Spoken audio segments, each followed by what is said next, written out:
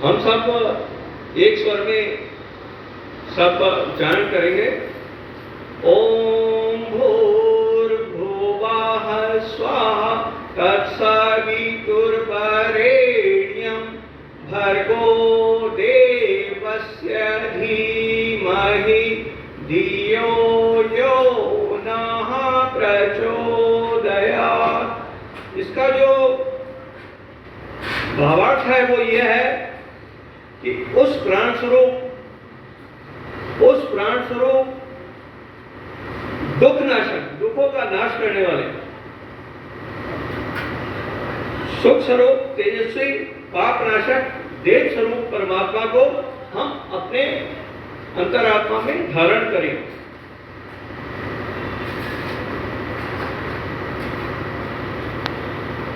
तो बहनों और भाइयों,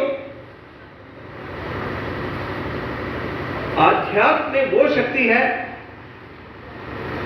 कि हम इससे अपने जीवन को सुखी बना सकते हैं,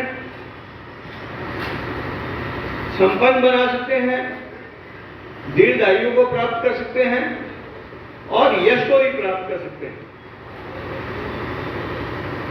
तो उसमें गुरुदेव ने 3 सूत्र दिए। पहला साधना,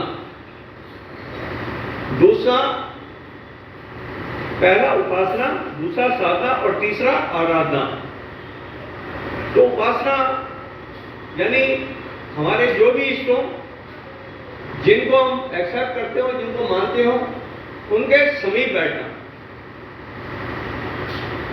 अब हम बोलेंगे भाई हमको मुरादाबाद जाना है, यहां से 27 किलोमीटर है, माइलस्टोन लगा हुआ है।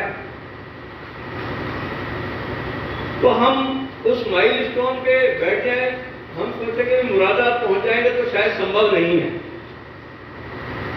हमको चाहे पैदल जाना पड़े, साइकिल से जाए, कार से जाए, बस से जाए, जैसे भी हमको जाना पड़ेगा, तभी हम वहां तक पहुंच सकते हैं।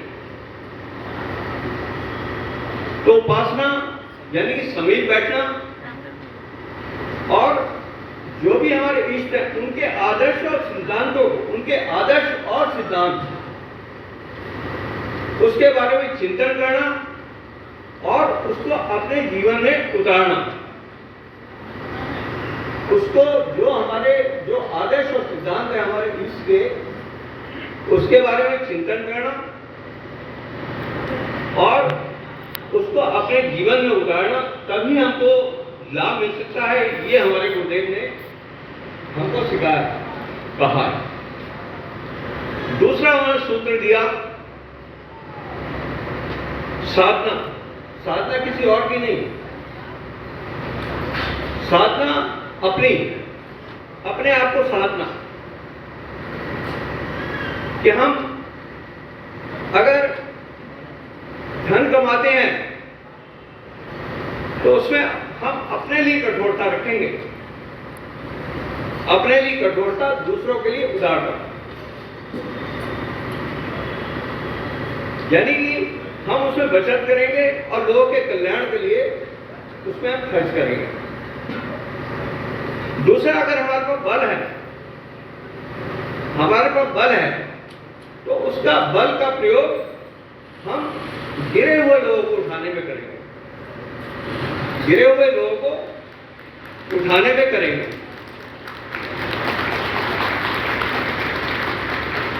हमारे पास अगर लेखन की प्रतिभा है, हम कवि हैं या हम नेता हैं या हम कुछ भी हो सकते, जो हमारे पास प्रतिभा है, उस प्रतिभा को हम लोगों के कल्याण के लिए लगाएंगे। आज जिनके पास प्रतिभा थी, उन्होंने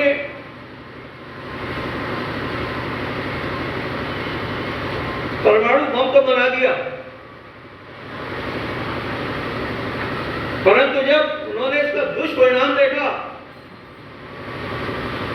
तो वही व्यक्ति जिसने परमाणु बम का आविष्कार किया था, उसको अपनी एक बहुत बड़ा पश्चाताप हुआ ये मैंने क्या संसार को दे दिया, और वो वायलिन बजाता रहा उस झील के अंदर। उसी जब बीमार हुआ उसने कहा मेरा इलाज मत कराना, कोई स्मारक मत बनाना।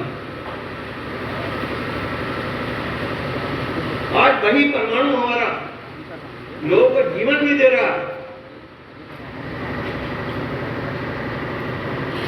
तो कहने का मतलब यह है कि हम लोगों के कल्याण के लिए उसको लगाएं। और ये साथ आराधना आप लोग कर रहे हैं। जब ये 2 चरण पूरे हो जाते हैं तो आराधना हमारे भाई लोग यहाँ वृक्षारोपण कर रहे हैं, याऊ लगा रहे हैं, यहाँ पे भूखे लोगों के भोजन का इंतजाम कर रहे हैं, जिनको पास ज्ञान नहीं उन्हें किताबें बांटने का काम कर रहे हैं, अच्छे विचार पहुंचा रहे हैं। तो ये जो हम कर रहे हैं आराधना, ये हमारा अध्यात्म, हमारे गुरुदेव ने कहा कि यही हमारा अध्यात्म है और इसी से हम लाभ उठा सकते हैं, और इसी लाभ, यही लाभ हम पूरे संस्कार को दे सकते हैं, और इसी से शांति भी आएगी। मित्रों, युग परिवर्तन सुनिश्चित है, और आप मान के चलें कि ये हो चुका है।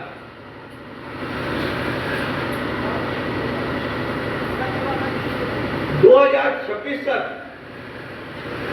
बहुत बड़े परिवर्तन हो जाने, बहुत बड़े परिवर्तन हो जाएंगे, सुनिश्चित है। और आगे संवेदनाओं का जागरण हो, उसे कौन संभालेगा?